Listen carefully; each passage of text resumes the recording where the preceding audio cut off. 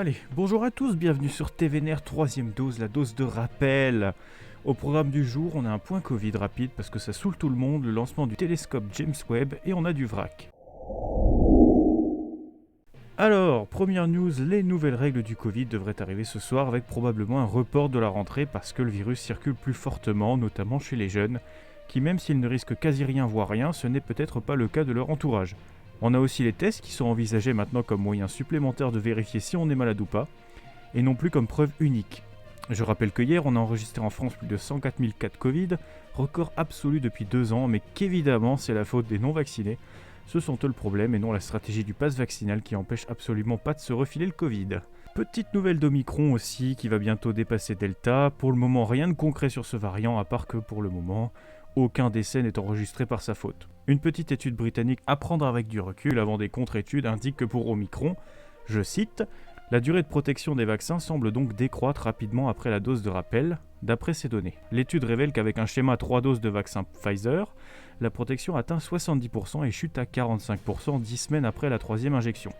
Pour 2 doses de Pfizer et un rappel de Moderna, l'efficacité culmine à 70-75% pendant 9 semaines avant de chuter. » Donc bon, pas de super news en cette fin d'année au niveau du Covid. Dans tous les cas, si vous avez des personnes fragiles dans votre entourage, ne prenez pas de risques, prenez soin de vous et prenez soin de vos proches. Deuxième news, évidemment, je ne pouvais pas passer à côté, c'est le lancement du télescope James Webb qui a décollé avec la fusée Ariane 5 de la base de Kourou en Guyane française ce samedi 25 décembre. Alors déjà cocorico, parce qu'on est des boss, ça part de chez nous ça. Et ensuite, la mission du télescope est hyper stylée. Prendre des clichés des premières galaxies de l'univers formées juste après le Big Bang. Pendant 3 semaines, le télescope va se déployer, notamment sa protection contre la lumière stellaire, qui sont des étapes cruciales. S'il y a le moindre couac, c'est pouf, 10 milliards de dollars foutus en l'air. Donc bon, on va un petit peu croiser les doigts quand même que ça se passe bien, et d'ici 6 mois, on devrait avoir les premiers clichés si tout est bon. Évidemment, on se tient au courant sur TVNR s'il y a des photos qui pètent le feu. Le vrac maintenant, et on commence avec un truc radicalement opposé à toute cette histoire d'espace et de création de l'univers, avec le cardinal Robert Sarah, qui appelle à la paix entre les peuples et à s'inspirer de l'islam et de sa prière pour remettre Dieu dans notre société. Je cite, « Si les Français retrouvent cette capacité de réintroduire le Christ dans leur vie, dans leur politique, dans leur culture, alors la France redeviendra ce qu'elle a été depuis le début. » Alors déjà de 1, la seule chose que l'Église a introduite dans les peuples, c'est les curés dans les enfants.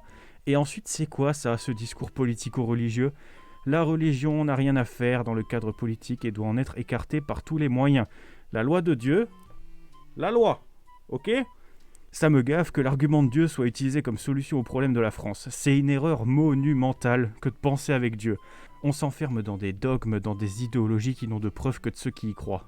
D'ailleurs, petit exemple de ce que ça donne quand la religion prend le pouvoir politique, des nouvelles de nos talibans inclusifs d'Afghanistan, qui prennent de nouvelles mesures absolument géniales pour les femmes. Je cite, « Les femmes voyageant plus de 45 miles, soit 72 km, ne peuvent pas faire le trajet si elles ne sont pas accompagnées par un membre proche de la famille », a déclaré à l'AFP le porte-parole du ministère, je vais écorcher le nom mais j'en ai rien à foutre, Sadek Akif Moujahir, précisant que l'accompagnant devait être un homme. Évidemment. Accompagnés de ça, ils interdisent aux hommes de prendre des femmes en voiture si elles n'ont pas le voile islamique. Plus de séries à l'eau de rose où les femmes jouent des rôles et les femmes journalistes doivent porter un voile islamique. Mais attendez, c'est pas fini, il y a même le pompon à la fin. Alors le pompon, c'est les activistes espèrent que les efforts des talibans pour être reconnus par la communauté internationale et recevoir à nouveau l'aide indispensable au pays, parmi les plus pauvres du monde, les amènera à faire des concessions. Quoi ? Donc on va rincer un pays qui oppresse les femmes juste parce que c'est moins extrême qu'avant ? Mais on marche sur la tête complète, c'est quoi ces conneries ? Et les islamistes sont des dégénérés, rentrez-vous ça dans le crâne. Et on doit s'inspirer de l'islam en France, c'est ça, monsieur Robert Sarah ? Suite des news, juste un petit aparté sur le fait que Desmond Tutu, figure emblématique de la lutte contre le racisme et l'apartheid en Afrique du Sud, est mort à 90 ans.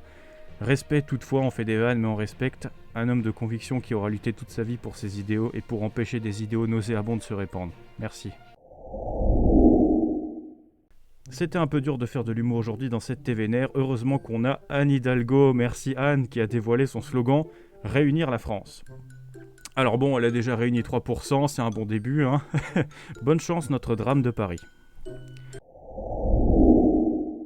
C'est tout pour cette TVNR pour aujourd'hui. Merci d'avoir regardé jusqu'au bout. Pour suivre chaque semaine les différentes TVNR, pensez à vous abonner et rétribuer la vidéo d'un pouce vers le haut si elle vous a plu.